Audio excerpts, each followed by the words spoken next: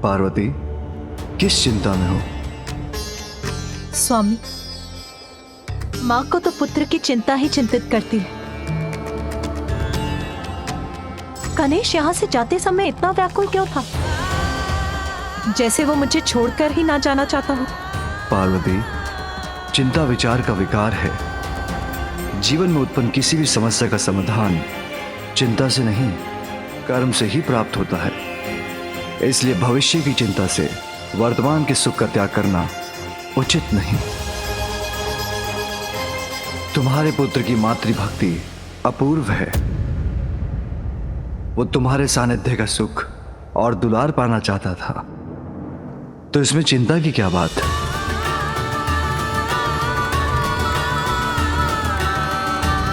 मैं व्यर्थ में ही चिंतित हो रही हूँ। सत्य ही तो है, वास्तविक सुख भविष्य की चिंता में नहीं, वर्तमान के संतोष में होता है। और यही वर्तमान का संतोष समस्त अशुभता को मिटाकर हमारे परिवार को भी अपार सुख प्रदान करने वाला है।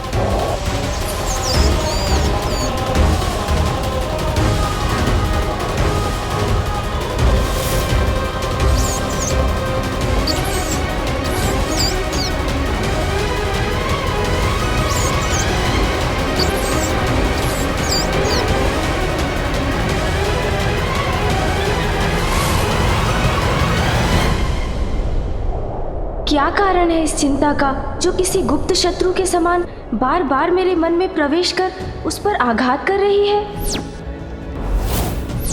माँ तो कुशल है ना?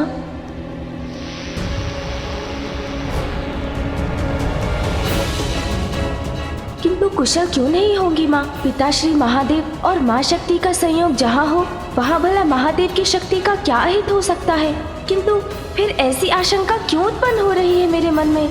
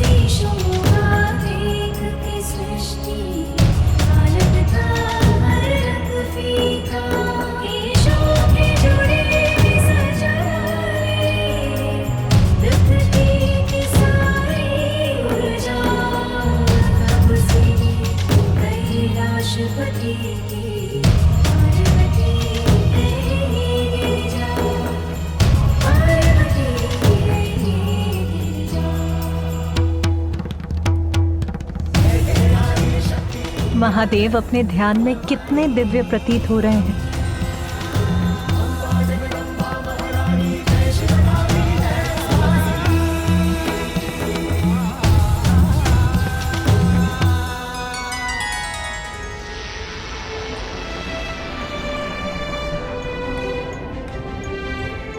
वो देखिए गणेश, वहां ऊपर, वही है गोलोक, जहां दिव्य स्वर्णिम प्रकाश दिखाई दे रहा है। मूषक जी, हमें इन दिव्य मेघों के पार जाने के लिए और ऊंचाई पर जाना होगा। अद्भुत है ये विशालता।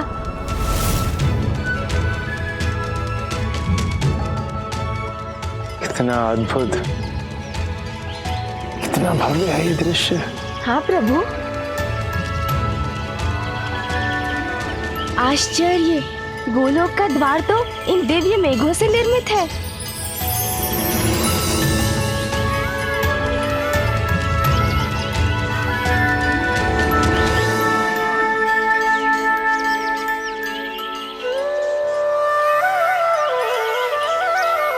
यहाँ तो जैसे ब्रह्मांड की सारी सुंदरता और दिव्यता समाहित है।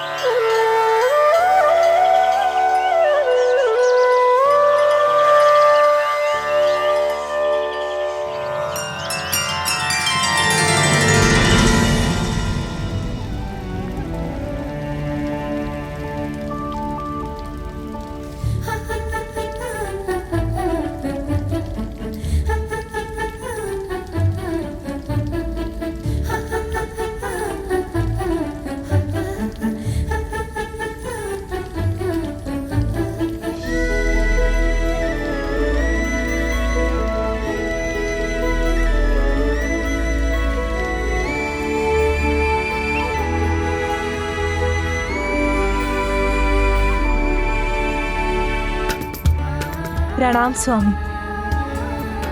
स्वामी, मैं आपको कुछ दिखाना चाहती हूँ। आप मेरे साथ भवन के भीतर चलिए। ऐसा क्या है पार्वती जो तुम उसे दिखाने के लिए इतनी प्रसन्न हो रही हो? स्वामी, वो तो आपको तभी ज्ञात होगा जब आप मेरे साथ चलेंगे।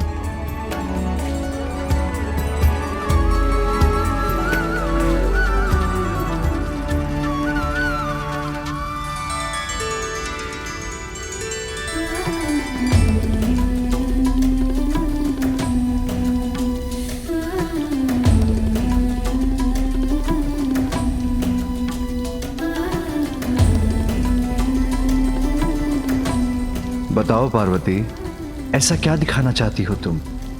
बताती हूँ प्रभु, आप विराजिए।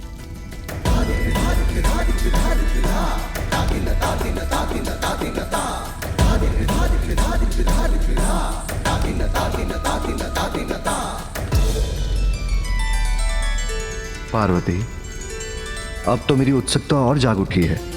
ऐसा क्या दिखाना चाहती हो तुम? ऐसे नहीं स्वामी, आपको अपने नेत्र बंद करने होंगे। उमा, बस अब और प्रश्न नहीं स्वामी, मैं आपको चकित करना चाहती हूँ। किंतु उमा। किंतु परंतु नहीं प्रभु, अपने नेत्र बंद कीजिए।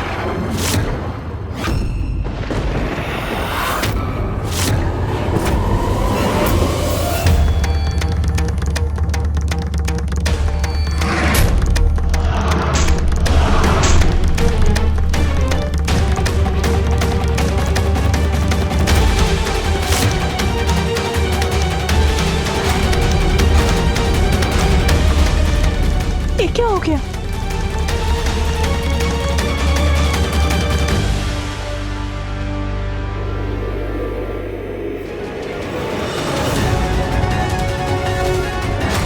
कैसा संकट है ये भयंकर अंधकार। ये उचित नहीं हुआ।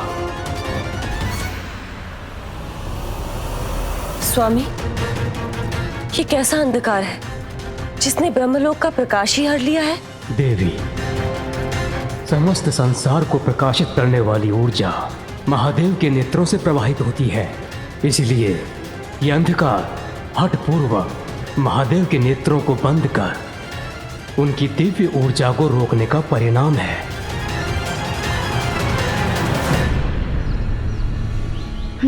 ये अकस्मात क्या हुआ? अचानक अंधकार कैसे छा गया यहाँ पे?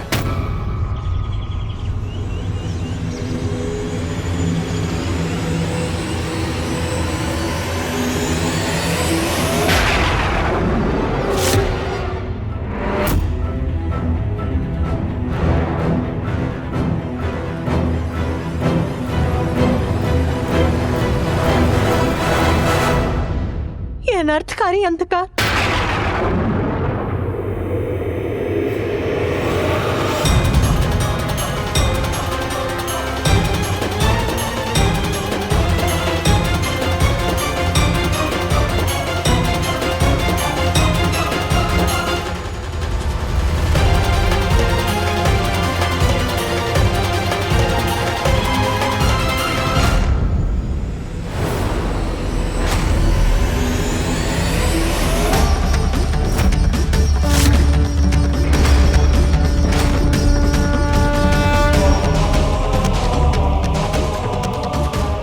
भयंकर अंधकार ने तो इस भयावह अंधकारमय मेघ का रूप ले लिया है जो हमारी ओर ही बढ़ रहा है।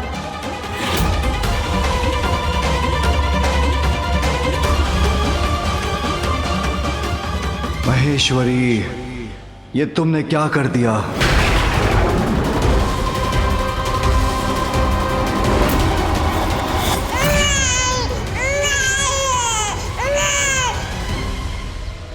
प्रकाश पुनः लौट आया, किंतु कैसी विचित्र घटना थी ये।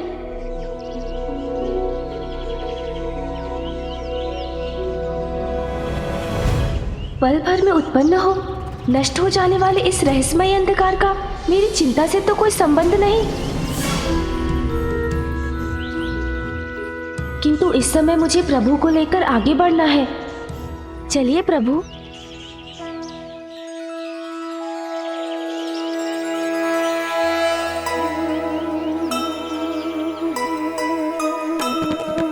गोलोक को पहुँचे राम संग गणेशा।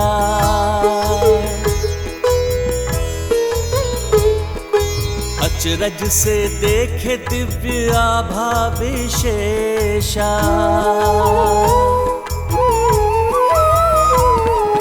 दृश्य मनोहारी आभास अनमोला, झूल रहे परम राधे कृष्ण हिंडोला।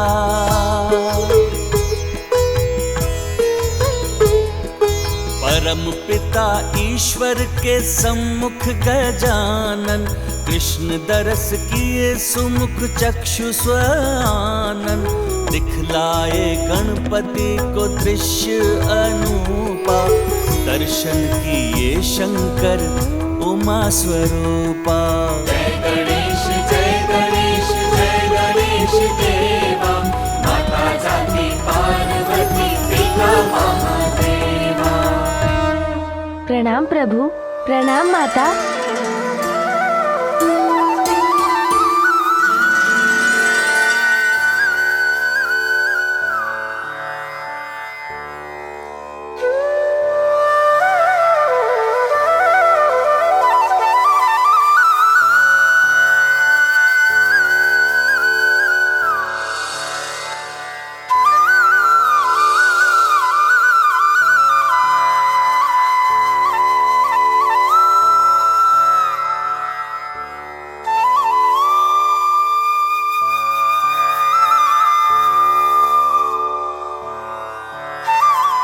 गोलोक में तुम्हारा स्वागत है गणेश।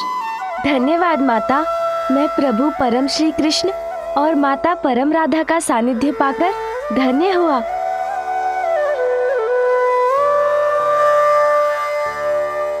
क्या हुआ गणेश? कोई जिज्ञासा है तुम्हारी जिसे तुम शांत करना चाहते हो? हाँ प्रभु, हमारे यहाँ पहुँचने के पूर्व जो अंधकार यहाँ सर्वत्र छा गया था, उसका क्या कारण था? अंधकार के गर्भ में ही प्रकाश छुपा होता है, अर्थात अंधकार का उत्पन्न होना उसी प्रकाश की आहट है जिसके विस्तार के लिए इस अंधकार से एक नवीन लीला का प्रारंभ हुआ है।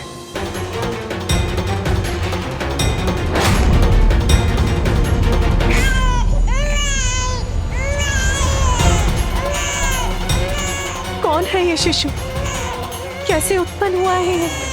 और इसका रुदन मुझे इतना चिंतित क्यों कर रहा है?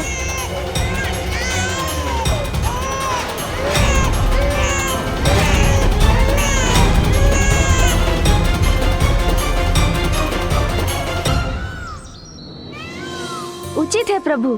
तो मुझे ये भी बताइए कि माँ मुझे आपकी महिमा से परिचित कराती है तो वो सदा ये कहती है कि मैं आपके ही समान हूँ, किंतु दिव्यता और प्रभुता में आपके समान कैसे हो सकता हूँ मैं?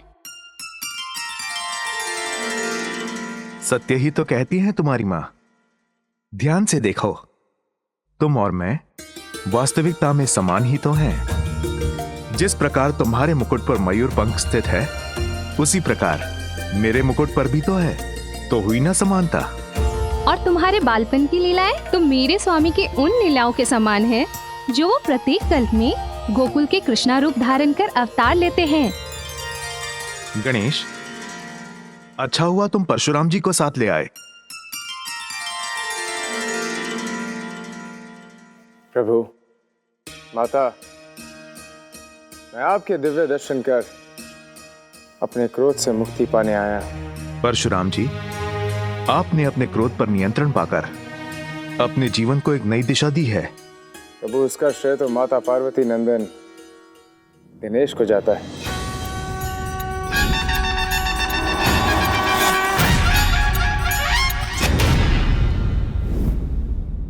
यदि बालक गणेश से मेरी भिड़ंत नहीं होती और मेरे द्वारा उनका दान नहीं टूटता तो मुझे कभी अपनी भूल का भान नहीं होता। किंतु जो हुआ उसके पश्चात अब उस भूल के लिए मैं क्षमा प्रार्थी हूँ।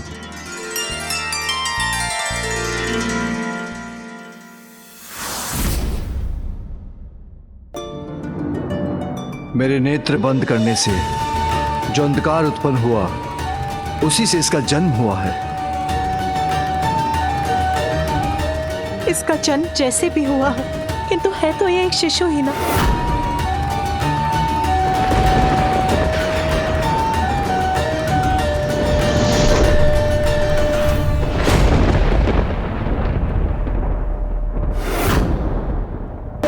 उमा, उमा,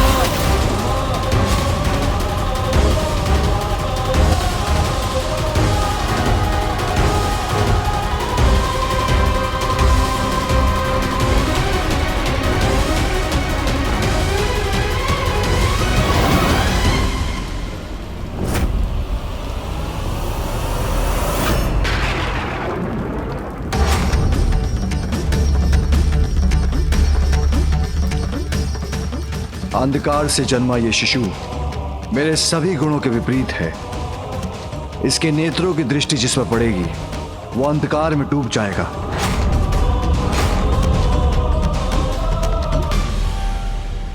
किंतु नाथ, हमें इसकी देखभाल का कोई उपाय तो करना ही होगा। ओम नमः शिवाय।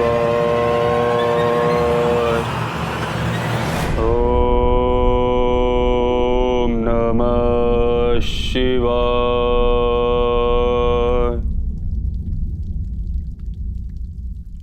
हिरण्याक्ष, उमा, कई वर्षों से हिरण्याक्ष पुत्र की कामना के लिए मेरी तपस्या कर रहा है। अब उन्हें उनकी तपस्या का फल देने का समय आ गया है। स्वामी, ये शिशु तो अंधकार उत्पन्न करता है, फिर हिरण्याक्ष इसका पालन पोषण कैसे करेंगे?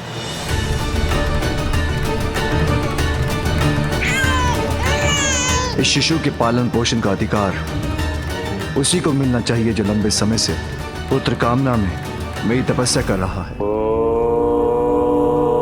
नमः शिवाय।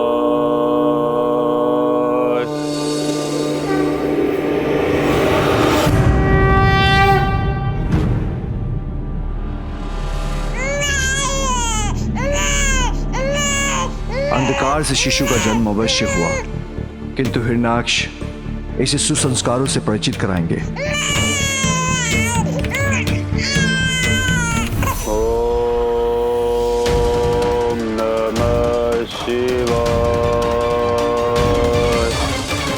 ओम नमः शिवाय।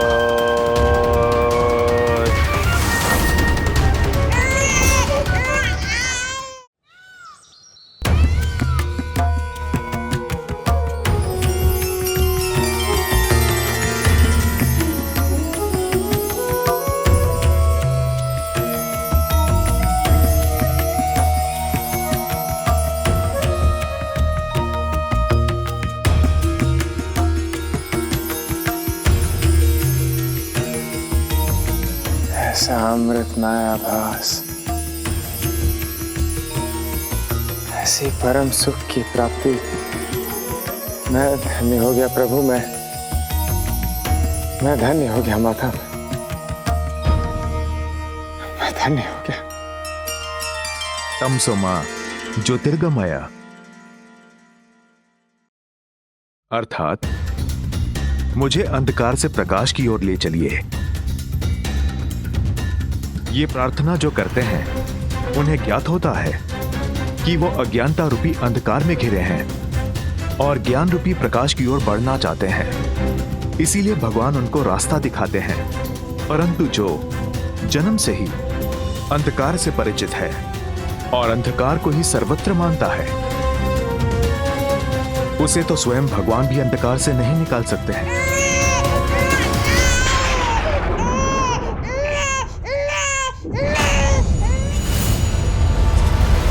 ये कैसा अंधकार था जिसका मुझे पूर्वाभास हुआ?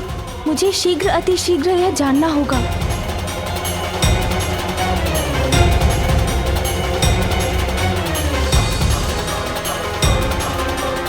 इस शिशु के पालन पोषण का अधिकार उसी को मिलना चाहिए जो लंबे समय से पुत्र कामना में मेरी तपस्या कर रहा है। हिरण्याक्ष, इस शिशु का जन्म भले ही एक भूल से हुआ, किंतु हिरण्याक्ष जैसे एक असुर को इसके पालन पोषण का अधिकार देना, वो तो और भी बड़ी भूल होगी। भूल तो हो चुकी है पार्वती। जो तुमने किया वो अनुचित था। अब उसका परिणाम तुम्हें ही भुगतना होगा। नियति अपना कार्य करती है, किंतु उसके कारण हमें अपना कार्य या कर्तव्य नहीं छोड़ना चाहिए, क्योंकि प्रत्येक कार्य के पीछे एक विशेष उद्देश्य छुपा होता है।